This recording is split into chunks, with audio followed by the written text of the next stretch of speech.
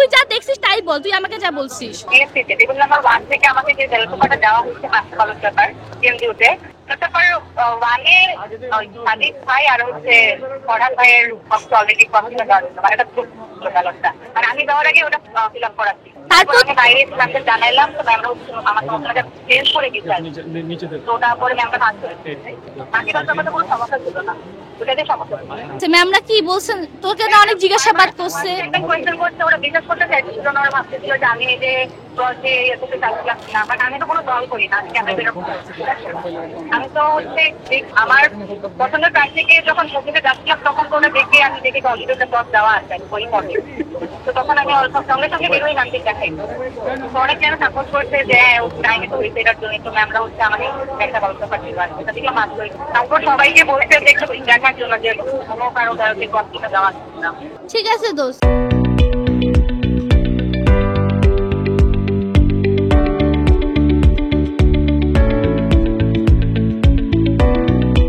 আমি হলাম যে ভোট দিতে গিয়েছিলাম, আমরা ভোট দিতে গিয়েছি, ভোট দিয়ে আসার পর দেখলাম যে আমার বান্ধবী আমাকে অনেকগুলো ফোন দিয়েছে। ফোন দেওয়ার পর সে আমাকে বললো যে তুই তো বই যে টেবিলে গেছিস, তোর কোনো সমস্যা ছিল না কেন? না, আমার কোনো সমস্যা না, মানে 1 নাম্বার টেবিলেও ভোট দিতে গিয়েছে, ওই ব্যালট পেপারটা যে ব্যালট পেপারটা দেওয়া হয়েছে সেখানে মানে ফরহাদ ভাই সাদিক ভাইয়ের নাম আগে থেকে ক্রস করা ছিল ব্যালটে, মানে এটা 1 নাম্বার টেবিলে ঘটছে। আমার সাথে এটা ঘটে নাই, অন্য টেবিলে ওটা ঘটে না, খালি একটা ঘটছে।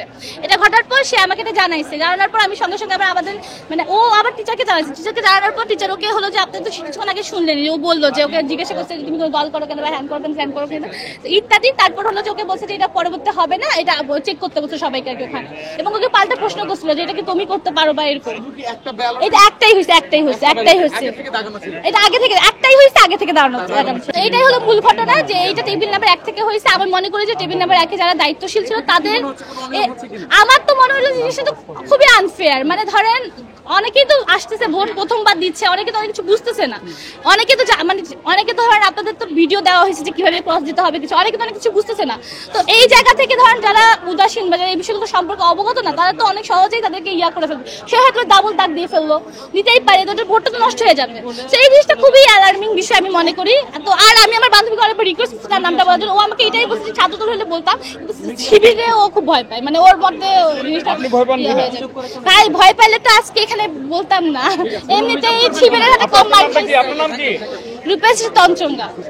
আমি একজন প্রার্থী, আমি একজন ভোটার, এটাই আর কি।